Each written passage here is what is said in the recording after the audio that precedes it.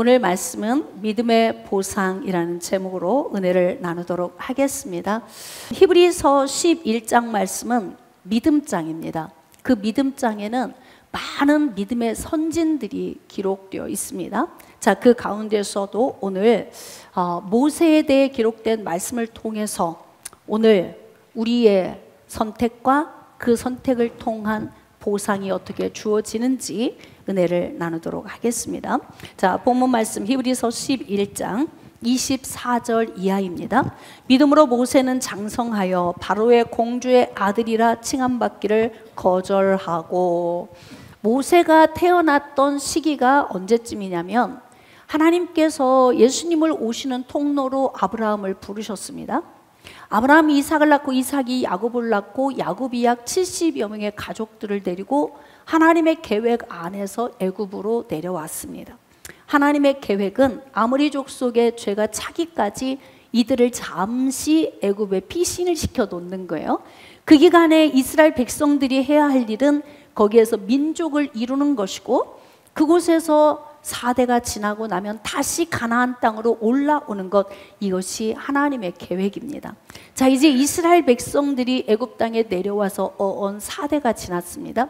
4대가 이제 꽉 차는 시기쯤에 한 아이가 태어났는데 바로 모세라고 하는 아이입니다. 근데 이때 번성을 하게 된 모습을 바로가 보면서 마음속에서 긴장이 생겼습니다. 왜냐하면 만약에 저들이 전쟁을 일으키고 우리를 다 죽이고 이 나라를 차지하면 어떻게 하나, 그 정도로 그들이 번성하게 된 거예요. 그래서 바로가 정책적으로 시행한 방법이 바로 뭐냐면 히브리인 가운데서 태어나는 남자아이를 다 죽이는 거예요. 그런데 어떻게 아이를 던집니까? 그래서 아이가 태어났는데 너무 준수하게 생겼어. 아이를 3개월간 숨겼어요. 더는 숨길 수가 없게 되었어요. 그래서 갈대 상자를 만들어서 아이를 거기에 넣고 나일강에다가 띄운 거예요.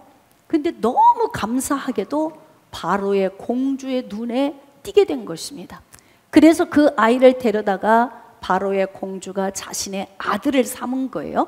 자, 이제 그 시대적인 상황을 한번 봅시다. 하나님이 가나안으로 이끌 시기가 가까이 왔을 때 이렇게 아이를 죽이라고 하는 것뿐만이 아니라 이스라엘 민족을 억압하기 위해서 엄청난 고역을 시킨 거예요. 그래서 이들은 철저하게 종으로서의 삶을 살면서 굉장히 학대받는 삶에 지쳐 있는 그런 시기예요. 자, 그런 시기에 모세가 태어났고, 모세는 바로의 공주의 눈에 발견된 거예요. 그래서 그는 어떤 신분으로의 삶을 살았냐면, 그는 히브리인으로서의 신분으로 살았던 것이 아니라 바로의 공주의 아들, 다시 말하면 애굽인으로서의 신분으로 왕궁에서 살게 된 거죠. 다들 지금 학대받고 있습니다. 고역하고 있고요. 이스라엘 민족은 지금 죽을 지경입니다. 이 지경에 이르렀는데 그 가운데 딱 한 사람, 누구만 평화를 누리고 있어요? 모세만 왕궁에서 기름진 삶을 살고 있습니다.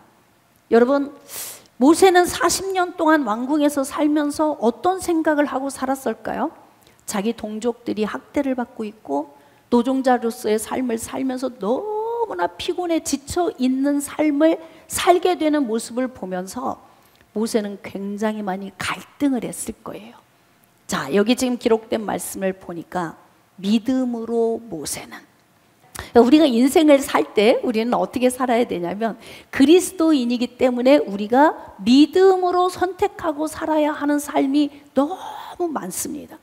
자, 그런데 모세는 지금 왕궁에서 살고 있고 부귀와 명예를 누리고 있고 권세를 누리면서 굉장히 기름진 삶을 살고 있는데, 중요한 건 모세는 믿음으로 모세는 장성해서 바로의 공주의 아들이라 칭함받기를 거절했다. 스스로 포기했다는 거예요. 근데 그 포기한 방식이 무엇이었을까요? 히브리인의 피가 흐르고 있는데 내 동족이 애굽인에게 날마다 학대를 받고 있어. 모세의 심장은 자기 동족을 향해 불타오르기 시작해. 동족이 학대받고 있는 모습을 보면서 너무 고통스러워. 그러니까 그는 밤마다 잠을 이루지 못했을 거예요. 그리고 잠을 이루지 못하고 마음속에서 고민할 거예요. 내가 지금 바로의 공주의 아들이라고 하는 이 모든 나의 형통함, 기름짐을 과연 버려야 할까 말아야 할까, 이 고민을 하겠지. 내가 바로의 공주의 아들로서의 삶을 내려놓으면 나도 이제부터는 노동자가 되고 학대받는 자가 되는데 나는 어떻게 해야 될까, 이런 고민을 많이 했을 거예요. 그런데 지금 히브리서 기자가 믿음의 선진들을 묵상하는 가운데 성령의 깨달음에 의해서 지금 히브리서 11장 24절 이하를 지금 기록하고 있는데요. 믿음으로 모세는 장성해서 바로의 공주의 아들이라 칭함받기를 거절했다. 누구의 선택입니까? 모세 자신의 선택인 거예요. 하나님께서 그냥 어느 날 그를, 너는 바로의 공주의 아들로서의 삶을 포기하고 네 동족에게로 들어가 너도 노동자가 되고 너도 학대받으면서 그들과 함께 살아, 하나님이 그렇게 하신 것이 아니라 모세는 자기 자신 스스로 자기 안에 있는 믿음의 불이 활활 타오르기 시작한 거예요. 믿음의 불이 안에서 타오르는 거지. 여호와 하나님을 섬기는 그 신앙, 그리고 그 신앙으로 살아가고 있는 히브리 족속, 자기의 그 동족을 바라볼 때에 모세 안에서도 믿음이 막 불타오르는데 자기 자신 스스로 결정한 거예요. 그래, 바로의 공주의 아들로서의 삶을 내려놓자. 그리고 나도 동일하게 내 동족에게 들어가서 나도 노동자로서 학대받는 자로서 그들의 고난에 동참하며 그들과 나도 함께 살아야 되겠다 결정을 한 거예요. 그리고 아침에 이제 눈을 떴겠죠. 그리고 노동 현장을 나아가서 거닐고 있는데 자기 동족 히브리인이 맞고 있는 거예요. 그러니까 그 안에 있는 자기의 믿음이 활동하기 시작해요. 안에서 동족을 향해 불타오르던 그 사랑의 마음이 화라산처럼 분출하기 시작했어요. 좌우를 살펴 가서 자기 동족을 때리는 애굽 사람을 쳐서 죽여버린 거예요. 죽이고 모래 안에 감췄어. 묻었어요. 그런데 아무도 안 본 줄 알았더니 증인이 있었던 것입니다. 만약에 아무도 보지 않았다면 그는 그렇게 자신 안에 있는 히브리인으로서 자신의 믿음을 계속 분출시키면서 어느 순간인가 자기도 자기 동족과 합류하게 될 날을 기대했을 거예요. 그런데 중요한 건 그 살인 현장에 증인이 있었던 거예요. 그래서 탈로 났어. 어쩔 수 없이 모세는 도망을 가게 되었습니다. 그래서 그는 자기의 그 높은 신분을 버리고 어떻게 됐냐면 정말 초라한 목자로서의 삶을 살게 되는 그 전환점이 있었어요. 근데 그 전환점에 지금 히브리서 기자는 모세를 어떻게 표현을 하고 있냐면 믿음으로 모세는 자기의 삶을 선택을 했다는 거예요. 내가 하나님의 사람으로, 그리스도의 사람으로, 하나님이 나를, 예수 그리스도를 통해서 죽은 지 사흘 만에 부활하신 그를 믿는 믿음으로 나를 살리셨으니 이제 내가 사는 것은 내가 사는 것이 아니요 내 안에 그리스도께서 사는 것이라. 그러므로 안에 있는 믿음을 분출시키고 그로 인하여 삶을 선택함에 있어서 믿음의 사람이 선택해야 되는 방향성을 향해서 가게 되는 거예요.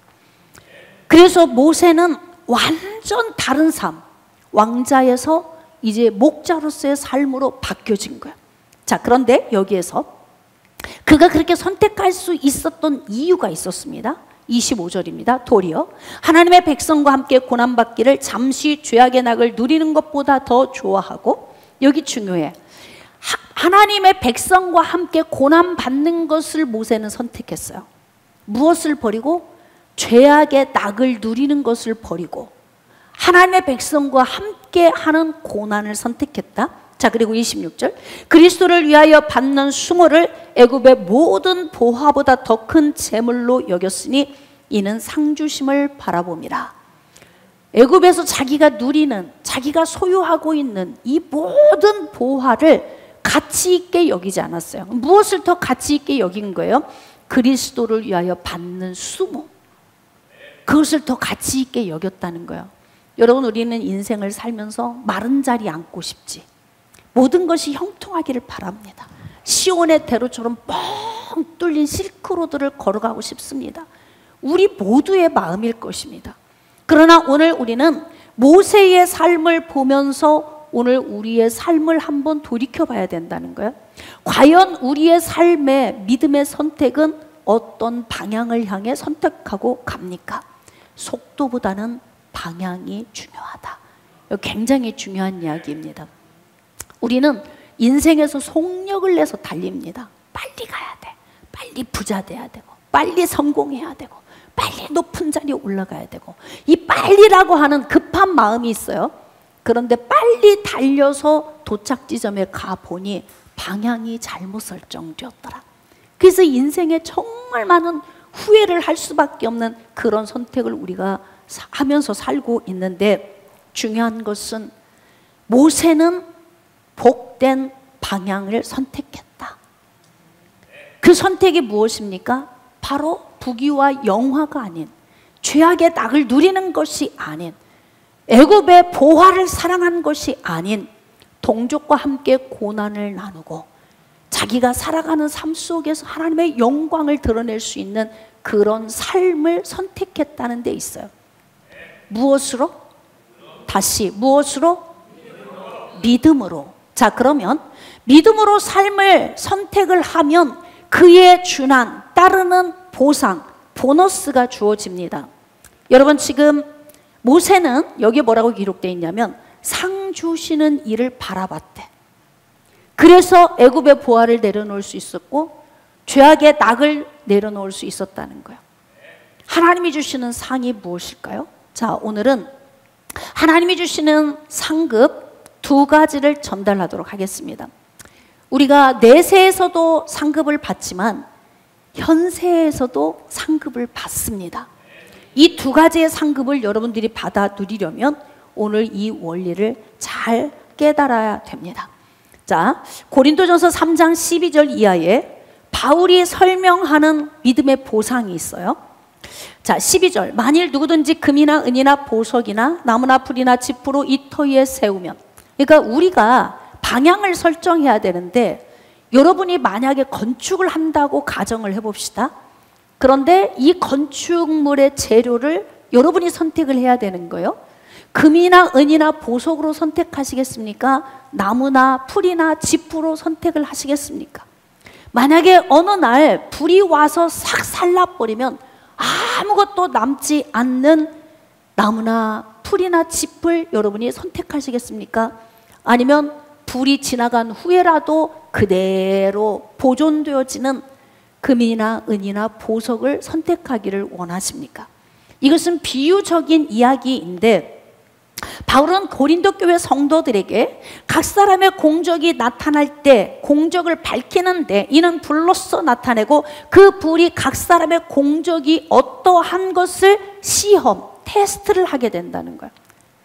그리스도인들은 하나님이 마지막 날에 불로써 우리의 공적을 테스트한다는 겁니다.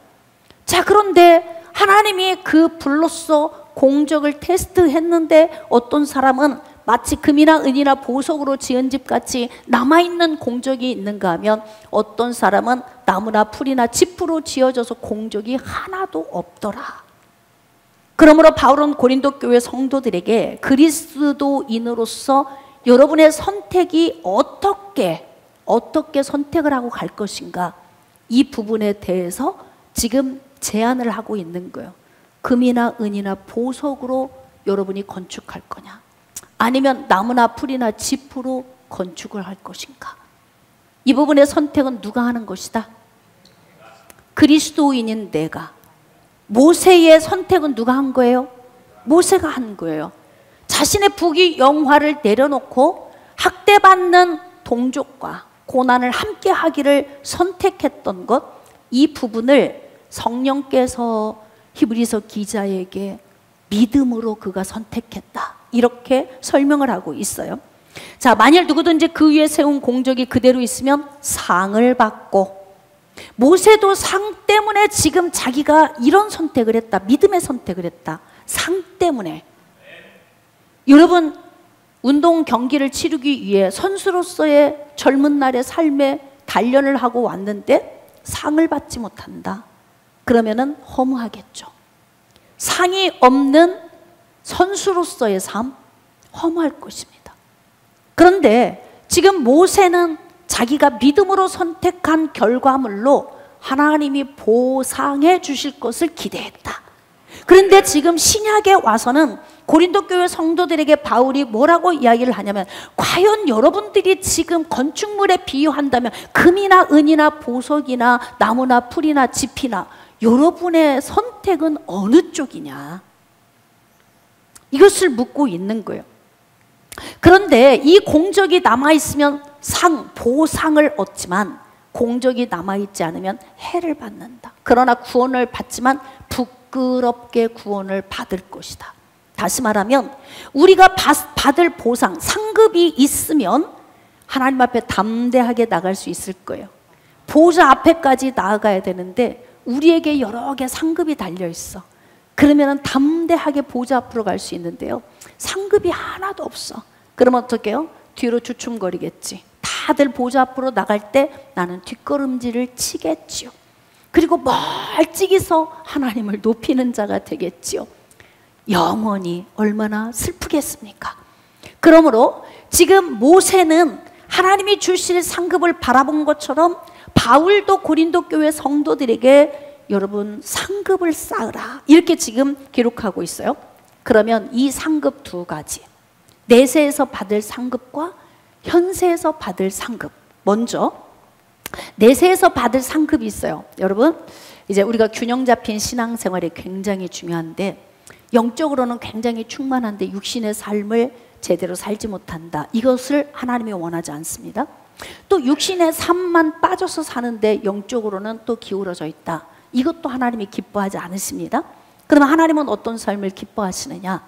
영적으로든 육적으로든 여러분이 이 땅에서 하나님이 주시는 복과 내세에서 받는 이 복을 만족하게 받기를 원하십니다. 그러므로 우리는 항상 균형 잡힌 삶을 준비해야 하고 현세에서의 삶도 준비해야 하지만 내세에서의 삶도 준비를 해야 한다는 거예요. 자, 이제 내세에서 받는 상이 무엇일까? 5가지가 있어요. 자, 면류관 5가지. 야고보서 1장 12절. 시험을 참는 자는 복이 있나니. 자, 선택이에요. 시험을 참을래, 안 참을래, 이거예요. 지금 시험을 잘 참는 것을 내가 선택을 하면 우리에게 뭘 주시냐면 생명의 면류관을 주신대. 이 땅에서 여러분 사는 동안에 문제없이 살 수 없죠. 시험은 계속 옵니다. 죽는 날까지 시험은 올 거예요. 어떤 문제든 우리에게 오는 이 시험을 우리가 거뜬히 이겨내면 우리에게 주시는 면류관이 무엇이냐면 생명의 면류관을 주신다는 거예요. 그러니까 이제 예수님 혼인 예식에 우리가 세마포를 입을 때 여기에 하나, 이제 여러분이 시험을 잘 견뎌내면 여기 하나 무슨 면류관이 달리는 거예요? 생명의 면류관이 달리는 거예요. 훈장처럼 달리는 거예요. 보상. 그러니까 하나님 앞에 떳떳이 가려면 여러 개의 훈장을 우리가 달고 가야 되는데, 여러분이 자칫 잘못 오인하면 그냥 충성을 열심히 그냥 헌신만 하면 다 되는 것처럼 이야기하지만, 우리가 이 땅을 살아가는 날 동안에 여러분 문제 앞에서 쓰러지지 않고 넘어지지 않고 문제를 밟고 거뜬히 지나가면 우리에게 생명의 면류관이 주어진다는 거, 이게 보상입니다. 어때요? 생명의 면류관의 보상을 받기 위해서 여러 가지 시험을 만났을 때 시험을 거뜬히 이기기를 원하십니까? 그렇게 이기는 여러분 되어지기를 축복합니다. 자, 두 번째는 의의 면류관입니다. 디모데후서 4장 7절 이하입니다. 나는 선한 싸움을 싸우고 나의 달려갈 길을 마치고 믿음을 지켰으니 이제후로는 나를 위하여 의의 면류관이 예비되었으므로. 그러니까 우리가 믿음을 지키고 달려갈 길을 끝까지 마치고 주님 앞에 설 때까지 우리가 믿음의 삶을 잘 살면 우리에게 어떤 면류관을 보상으로 주시냐면 의의 면류관을 보상으로 주신다는 거예요. 그러므로 여러분, 우리가 믿음으로 달려갈 때 누구처럼 달려가야 되냐면 바울처럼 달려가야 돼. 예? 내가 믿음을 지켰고 이제 후로는 나에게 의의 면류관이 준비되어져 있다. 보상이 주어진다. 상급이 있다. 그러니까 결국은 순교하기까지 자기 자신을 주께 드리면서 전진하며 갈 수 있었던 힘이 뭐냐면, 내가 나중에 주님 앞에 섰을 때 주님께서 나에게 의의 면류관을 이쪽에 또 하나 달아주실 거야. 시험을 참고 이겼더니 생명의 면류관이, 믿음을 지키고 끝까지 달려갔더니 의의 면류관이, 이제 이렇게 하나씩 우리가 달아야 되는 거예요. 그래서 이 땅에서 우리가 신앙생활을 잘하면 내세에서 받는 보상이 멋지게 이렇게 준비된다는 거예요. 자, 세 번째, 영광의 면류관. 베드로전서 5장 2절로 4절입니다. 너희 중에 있는 하나님의 양무리를 취되 억지로 하지 말고 하나님의 뜻을 따라 자원함으로 하며 더러운 이득을 위하여 하지 말고 기꺼이 맡은 자들에게 주장하는 자세를 하지 말고 양무리의 본이 되라. 그리하면 목자장이 나타나실 때에 시들지 아니하는 영광의 관, 즉 영광의 면류관을 얻으리라. 생명의 면류관, 의의 면류관, 영광의 면류관, 주렁주렁, 할렐루야, 달고 주님 앞에 서시기를 축복합니다. 근데 여러분, 영광의 면류관은 어떤 사람에게 주어지냐면 나에게 맡겨진 양무리를 잘 관리한 사람에게 주어진대요. 목사는 교회를 잘 이끌어가면 이 영광의 면류관을 얻을 수 있고, 각 지역장, 교구장 또는 구역장 각기 내게 맡겨진 영혼들이 있어요. 그리고 길을 지나가면서도 한 영혼이라도 품고 그 영혼을 주께로 인도하기 위해 몸부림친 사람들, 이런 사람들에게 주어지는 면류관이 바로 영광의 면류관입니다. 사랑하는 여러분, 영광의 면류관을 얻으시기를 축복합니다. 보상으로 받기를 축복합니다. 그 다음 네 번째, 자랑의 면류관, 즉 기쁨의 면류관인데요. 데살로니가전서 2장 19절과 20절입니다. 우리의 소망이나 기쁨이나 자랑의 면류관이 무엇이냐? 그가 강림하실 때 우리 주 예수 앞에 너희가 아니냐? 너희는 우리의 영광이요 기쁨이니라. 전도를 많이 하면 할수록, 많은 영혼을 품고 그들을 일으켜 세우면 세울수록 나에게 자랑의 면류관이 반짝반짝 빛난다는 거예요. 여러분, 이 땅에서 사는 동안 나 혼자만 구원받고 나 혼자만 예수 그리스도 안에서 현세와 내세에서 보상받고 사는 것, 이렇게 여러분이 멈추시면 안 된다는 거예요. 왜냐하면 우리가 이 땅에서 살아간 모든, 믿음 안에서 선택한 모든 복된 삶은 이게 다 면류관으로, 즉 상급으로, 보너스로, 우리에게 보상으로 주어지기 때문에 그래요. 여러분들이 지나가다가 누구에겐가 한마디의 복음을 전한 것도 다 기록이 돼 있어요.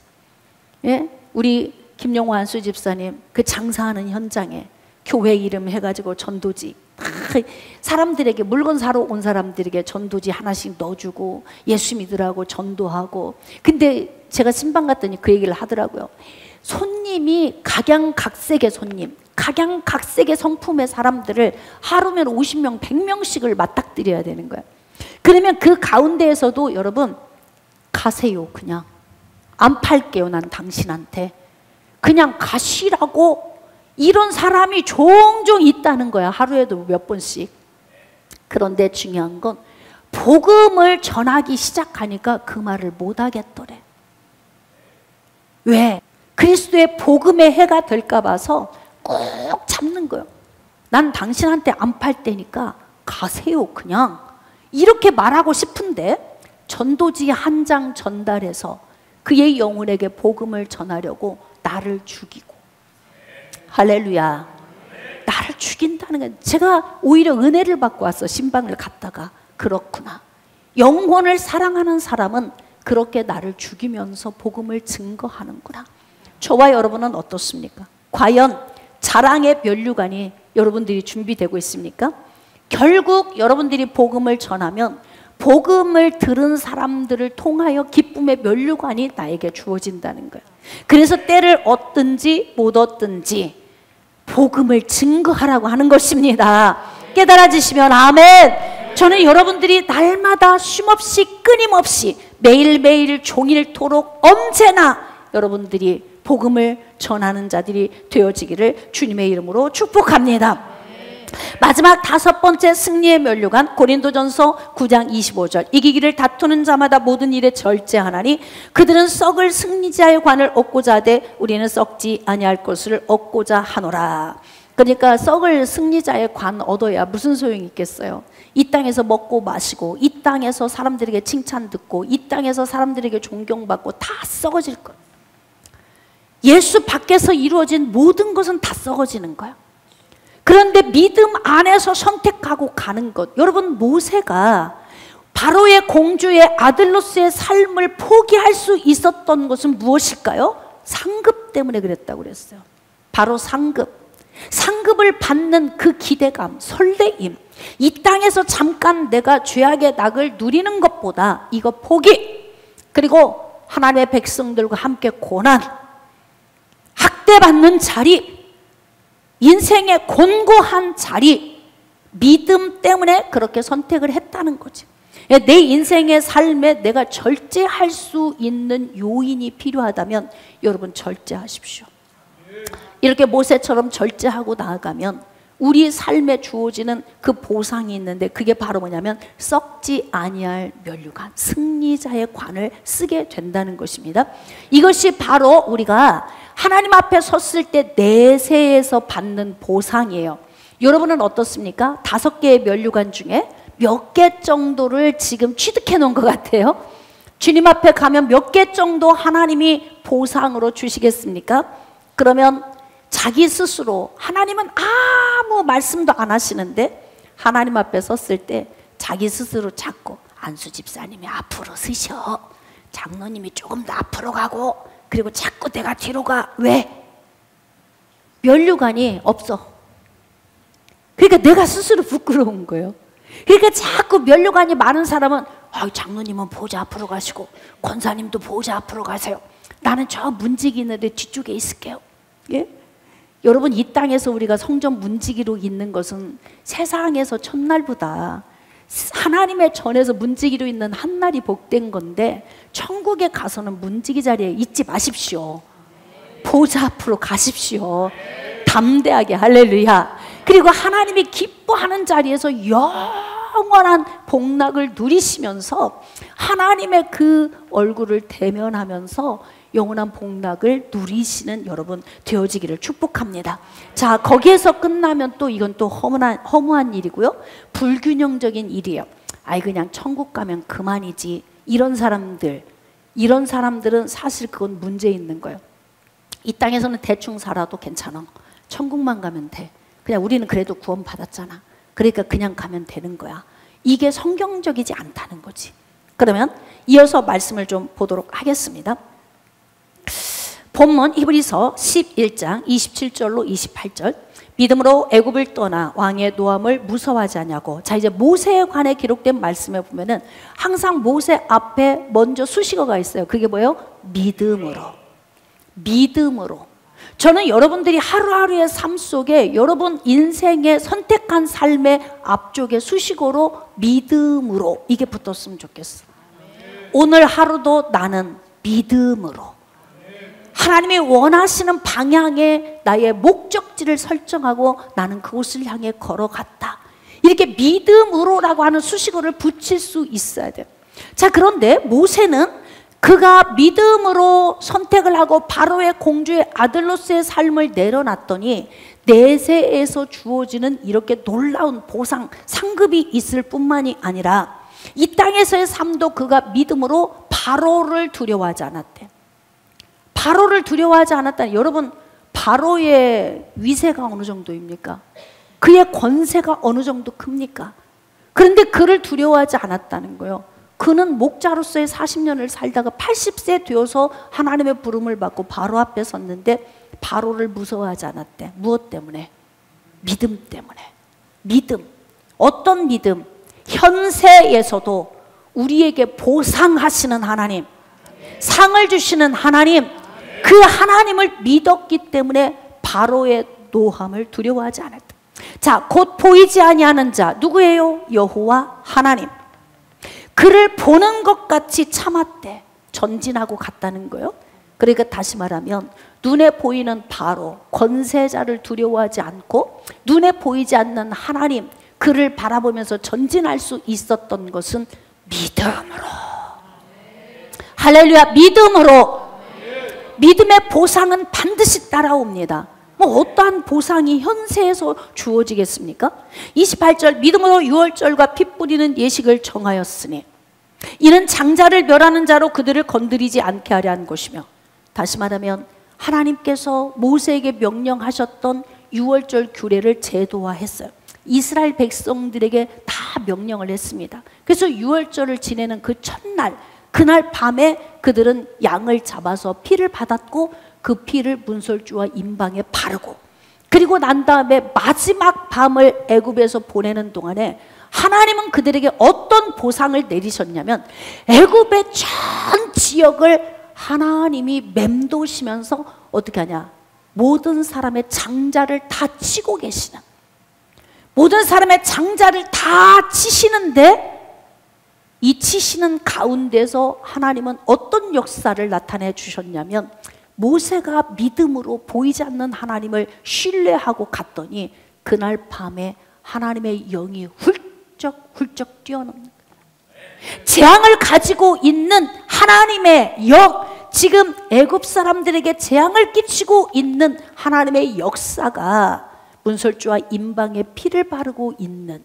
하나님의 말씀을 믿음으로 순종하고 적용하고 하나님이 상 주실 것을 믿고, 내세에서뿐만이 아니라 현세에서도 상 주실 것을 믿고 믿음으로 선택을 했더니 하나님의 재앙이 이스라엘 백성들을 훌쩍 뛰어넘으셨다는 거예요. 바로 여러분, 우리가 현세에서 받는 보상은 뭐냐면 하나님은 하나님의 백성들을 보호하십니다. 도우십니다. 인도하십니다. 책임지십니다.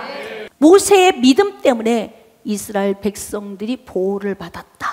왜? 하나님의 말씀을 듣고 그 말씀을 믿고 그 말씀을 순종함으로 제도화시켜서 이스라엘 백성들에게 적용하도록 하는 통로였기 때문에 그런 거예요.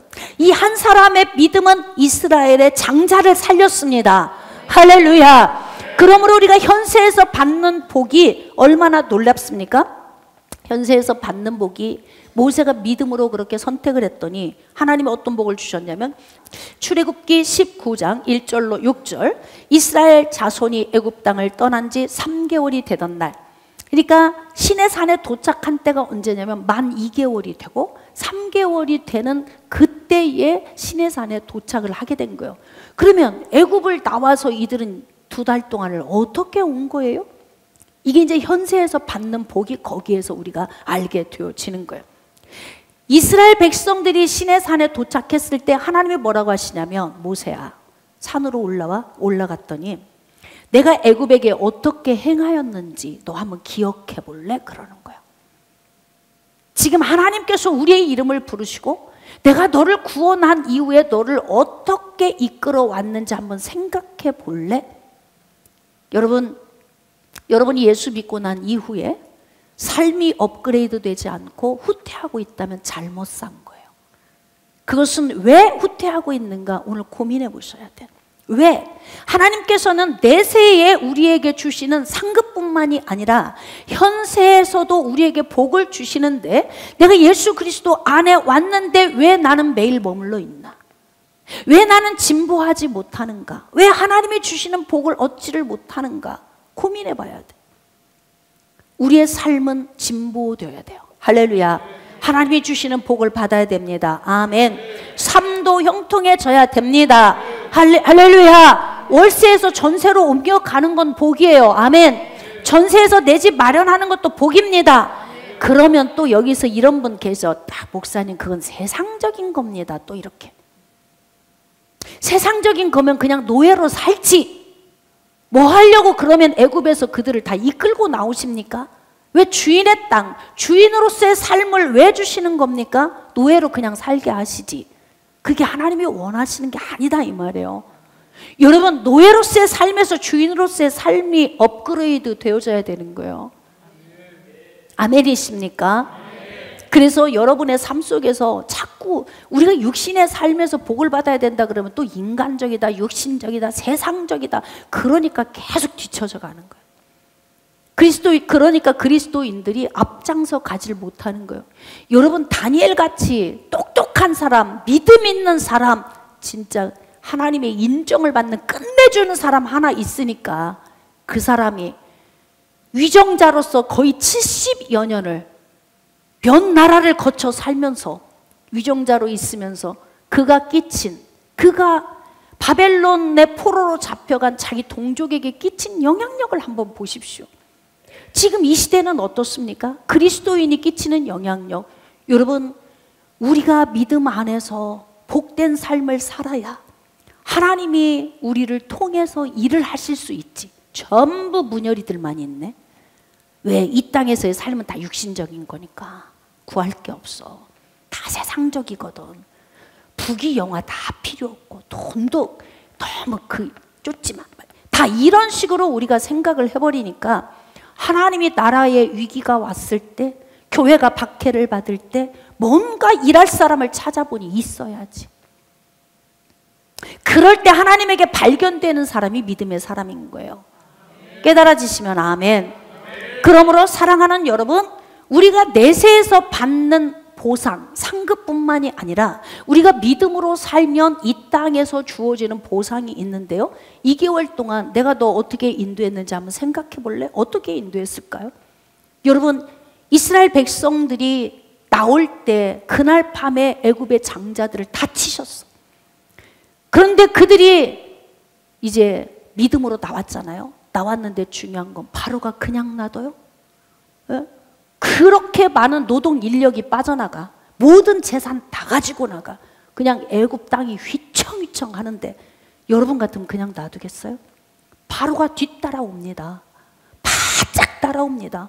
그런데 중요한 건 하나님께서 그들을 구름기둥과 불기둥으로 인도하셨는데 어째서 쉬운 길도 있으련만 홍해가 떡 버티고 있는 그 길로 하나님이 인도를 하셨느냐 이 말이에요. 하나님은 전쟁을 보면 그들이 다시 돌이켜 애굽으로 갈까 봐서 일부러 건널 수 없는 강이 딱 가로막혀 있는 홍해의 코스를 선택을 하신 거예요. 그런데 홍해가 떡 버티고 있잖아요. 근데 하나님께서 어떻게 하셨다? 홍해의 물을 갈라 놓으셨다. 그리고 그들을 육지처럼 건너게 하셨다. 그런데 거기서만 현세의 복을 주신 게 아니에요. 야, 우리가 지금 바다를 걷고 있는 거야? 육지 같네? 그리고 갔는데요, 중요한 건 바다가 열렸어. 저들이 지금 앞에 가고 있어. 그리고 뒤에서 말을 탄 애굽 군대가 아주 그냥 열정적으로 이들을 죽이려고 막 쏜살같이 달려오는데 그들이 바다 가운데로 다 들어왔을 때 앞에 있는 첫 번째 사람부터 마지막 사람이 바닷속으로 싹 홍해 바다로 들어올 때까지 아주 그 시기를 딱 기다리고 계셨다가 마지막 사람이 물속으로 딱 들어오는 순간 하나님이 그냥 물을 하나가 되게 하셨다. 여러분, 현세에서 받는 복 스릴 있지 않아요? 아이, 그건 성경에 기록된 얘기지요. 여러분, 우리 삶에 비추어 보십시오. 불가능을 가능케 하신 하나님, 우리의 질병을 고치신 하나님, 우리의 가난에서 우리를 업그레이드 시켜주신 하나님, 지질이 못 사는 대한민국 복음 들어와서 140년 되었는데 이렇게 전 세계에서 부강한 나라가 되게 하신 하나님, 보이십니까? 이것을 한번 보라는 거예요. 모세에게 하나님이 주시는 말씀이, 내가 어떻게 행하였음과 내가 어떻게 독수리 날개로 너희를 업어 내게로 인도했는지 한번 생각해 볼래? 그리고 생각해 봤더니 세상의 광야가 얼마나 뜨겁습니까?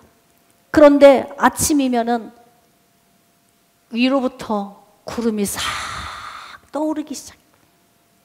이스라엘 백성들이 진행을 해야 되는 그 길로 구름이 쫙 인도하는 거야. 왜 이렇게 시원한 거야? 왜 이렇게 시원해? 근데 광야에 나갔는데 최고 쾌적한 상태를 만들어 주시는 거야. 이게 현세에서 받는 복이에요. 다들 지금 고난 가운데 힘들다고 하는데 나의 심령의 상태가 최고 쾌적해. 왜? 성령이 내 안에 주인으로 계시니까. 그 주인으로 계신 성령이 내 안에서 네가 최고다. 모세가 상급을 바라보고 자기의 삶의 고난을, 학대를 선택한 것처럼 너희들이 믿음으로 선택한 그 삶을 통하여 네가 최고다. 내가 너의 심령을 가장 쾌적한 상태로 만들어줄게. 그래서 우리의 심령이 오늘 평안한 거예요. 사실 세상 바라보세요. 나라 돌아가는 거 보세요. 평안하지 않아, 우리 사실은. 그런데 오늘 우리가 평안할 수 있는 것은 하나님이 우리에게 현세해 주시는 보상, 상급, 보너스. 할렐루야. 깨달아지십니까? 자, 그런데 거기에서 끝난 게 아니에요. 신명기 32장 10절, 여호와께서 그를 황무지에서 짐승이 부르짖는 광야에서 만나시고 호위하시고 보호하시고 자기의 눈동자같이 지키셨도다. 할렐루야.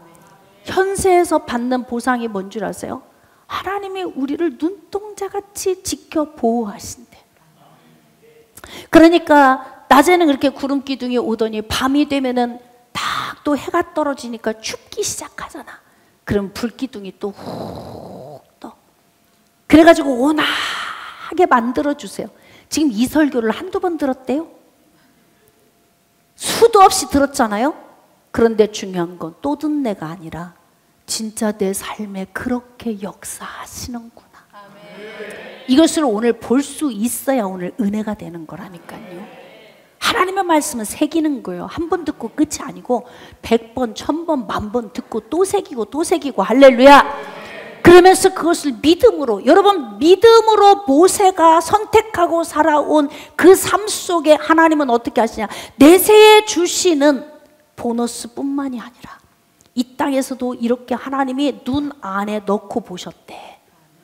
눈 안에 넣고 보시면서 어떻겠다? 막 급한 일 있으면 호위하신, 위험한 어떤 상황이 되면 안아버리신다는 거예요.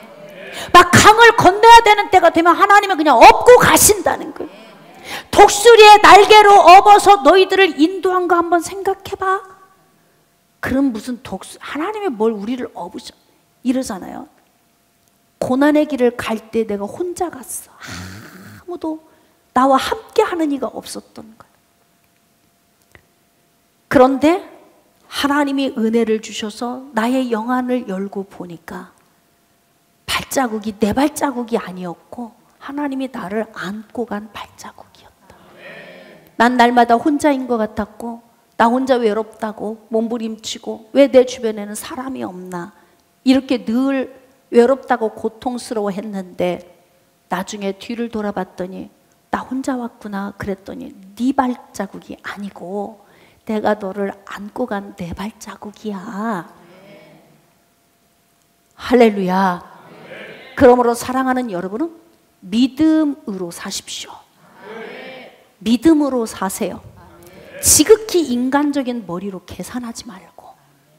계산하면 모세가 포기했겠어요? 여러분 당장 내가 지금 왕자의 자리에서 내려오면은 먹고 사는 것, 좋은 침상, 좋은 집, 좋은 차 다 내려놔야 돼. 불 떼서 먹는 대로 가야 되는데요, 산골로. 이것을 여러분 포기하는 게 쉽겠느냐고. 그러니까 인간적인 계산으로는요, 믿음의 사람으로서의 삶을 살기가 어렵다 이 말이에요. 내가 좀 고생스럽고 힘들지만, 내가 좀 희생하고 헌신하는 자리, 그러면 하나님이 기뻐하시는 자리로 내가 가야지라고 여러분이 선택하는 순간, 이때 하나님은 일하십니다. 현세에서 주시는 보상을 가지고 우리에게 오십니다. 우리가 지금 무료급식을 시작을 했고, 제가 처음에 저도 자신감이 없었어요. 왜냐하면 정말 갑자기 많은 분들이 오시면 이걸 어떻게 감당해야 될까 싶어서 일단 시작할 수 있는 방식을 기도하고 고민하다가, 그래 국수를 끓이자, 국수를 대접하자. 그리고 국수를 대접하는 것을 월수금을 시작을 했어요. 근데 매번 동일한 분이 오실 때마다 국수를 대접하려니 내가 눌려. 쳐다볼 때마다 저분들도 질리겠다, 좀 더 좋은 걸 대접할 수 없을까 고민하다가 가장 쉬운 방법에 짜장밥, 카레밥, 라이스밥 그것을 하라고 제가 이제 지시를 했잖아요. 나도 매주 와서 먹어보니까 물려 입에서. 그래서 제가 마음속으로 고민을 했어요. 그래, 우리가 섬기는 우리가 먹어도 질리는데 섬김을 받는 그들은 어떤 마음일까? 그 생각이 들어서 제가 어제 지시를 했어요. 수요일은 백반이다. 그랬더니 조장님들이 아멘 하고 올라왔어. 내가 참 속으로 그래서 진짜 우리 조장님들 끝내준다. 왜 끝내줘? 여러분, 담임 목사가 지금 헌신을 요구하고 있는데요, 어떻게 해서든지 좀 더 쉽고 좀 더 편하게 갈 수 있는 방법으로 가면야 최고겠지만, 누군가를 섬기는 건 내 목적이 아니라 섬김을 받는 사람. 여러분, 선물을 주는 것도 받는 사람이 좋아하는 걸 줘야지 선물을. 맞지 않아요? 내가 좋아한다고 내가 좋아하는 것만 잔뜩 갖다 줘. 그럼 이혼해. 나중에 소하고 사자가 이혼했다잖아. 자기 좋아하는 것만 계속 해주니까. 섬김은 내 중심이 아니에요. 섬김을 받는 사람 중심이에요. 할렐루야. 그래서 죄송합니다, 여러분을 고생시켜서. 예. 그러면 지금 하루 백반이지 조금 지나면 3일 백반. 조치가 그렇게 떨어질지 몰라. 이건 제 생각이 아니고 몇 주를 고민하고, 고민하게 하는 건 하나님이 주시는 거예요. 내 안에서 결국 하나님 앞에 복종. 하나님, 이렇게 하면 섬기는 자들이 피곤하고 힘들 텐데요. 계속 하나님과 충돌을 하다가 내가 꿇었어, 무릎을. 왜? 내 마음이 계속 그게 근심되면 하나님이 근심하고 있다는 거거든. 깨달아지십니까? 기쁨으로 섬기시길 원하십니까? 모세처럼. 할렐루야. 바로의 공주의 아들로서의 자기의 그 윤택함을 다 내려놓고 동족과 함께 고난받기를 선택을 했던 그는 바로 믿음의 선택이었다. 그런데 모세가 믿음의 선택을 할 수 있었던 이유는 상 주시는 이를 바라보았다는 거예요. 그 상급이 현세에서뿐만 아니라 내세에서도. 할렐루야. 하나님은 이렇게 우리를 보호하시고 호위하시고 눈동자같이 우리를 지키시면서 우리 인생의 삶의 필요를 채워주십니다. 아멘. 우리를 회복시키십니다. 우리를 업그레이드 시켜주십니다. 140년 된 대한민국, 복음이 들어와서 140년 된 대한민국을 이렇게 하나님이 높여주신 것처럼 우리의 인생도 하나님이 높여주실 것입니다. 말씀을 좀 정리하도록 하겠습니다. 사랑하는 여러분, 믿음의 보상이 있어요. 내가 믿음으로 선택하면 하나님은 반드시 그에 따른 보상을 주십니다. 내세에서 우리에게 면류관으로 주실 뿐만이 아니라 현세에서도 우리가 윤택하고 복되게 살 수 있는 은혜 주세요. 이스라엘 백성들은 주인된 땅, 가나안 땅, 젖과 꿀이 흐르는 땅을 정복했고 그곳에서 그들은 누리며 살게 된 거예요. 깨달아지십니까? 그러므로 사랑하는 여러분, 믿음의 보상을 모세처럼 바울처럼 바라보면서 달려갑시다. 언제까지? 의의 면류관을 받을 때까지. 그러면 여러분의 삶이 윤택해질 것입니다.